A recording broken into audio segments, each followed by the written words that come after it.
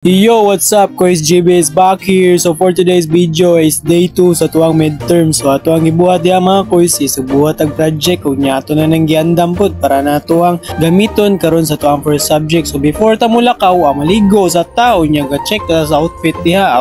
Taod-taod naabot ra pud ta sa tuwang eskwelahan. Nya sa tamo to sa eskwelahan mukaon sa ta kabhab sa diha. So nya check sa natong kagwapo na to diha. Ay ga. Ragda ba day?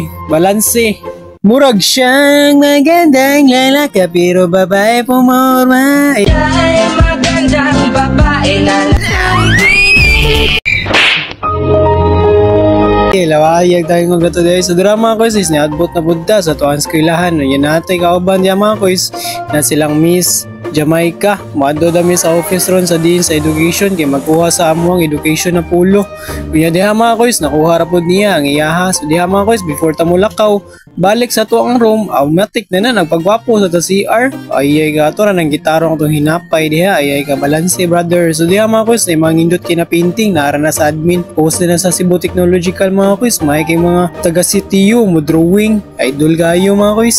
So dire mga kois nabuta ta sa tuwang room balik mga kois. So nakapangagaw diha mga kois sa guberting ta siya kung paano na mo ron ipasar ang midterm. So dira mga kois is nanood na pud mi sa muang room kay maghimo lami sa project na akong gidala karon mga kois. So mao na atong ipas karon mga kois. So first step na to is nagbutang tag yarn diha. Kung natay mga gamit po diha atong mga classmate diha nanguwam ra pud ta sa ilang mga gamit pud na wala ta. So amuwam ra na diha mga kois. So dira mga kois kay ato nang nasugdan ato ang project. Kaya ato na nang check diha video sa to diha balag nagayamukat na atong ginabuhat. Katawa ra ta na mga kois padayon ra gid ta sa atong pangandoy. So diha mga kois kinahuman ra pud mi sa moang gibuhat. Nya wala pa gyud to nahuman atong project mga kois. So next meeting na to tiwason. So diha mga kois is moadto na pud mi sa moa gyud na main na room. Kay first mga kois kay kasi kan subject na mo take na mig midterm. Samtang padung ta sa eskwelahan mga kois natin nakita diha ng mga taekwondo player og napoy event ang CTU ug mga kois na iglobe diha dako kayong balon. So diha mga kois naabot na pud ta unya nato instructor diha mga kois. Unya wala unday na dayon ang ato ang klase mga kois kay hinungdan kay dili ka attend nato ang teacher. So next meeting na lang pud mga kois. So diha mga kois ibabay na ta sa tuwang mga classmate. Unya mga kois samtang na mauli na nako mga classmate mga kois nakainomdom ko na magpaprento sa ta para sa tuwang project. So diha mga kois nakapaprent na pud ko ug nahuman na pud nako ang ato ang giprent. So diha mga kois is nagpaabot nako sa bus para ato ang sakyan ni guli. So diha mga kois nakauli ra pud ko safe. So ato nang ginaampo always ni God mga kois na pingan ta ug asa ta paingon. So dire lang ta ko to mga kois. So see you another day 3 midterm exam mga kois. Thank you for watching.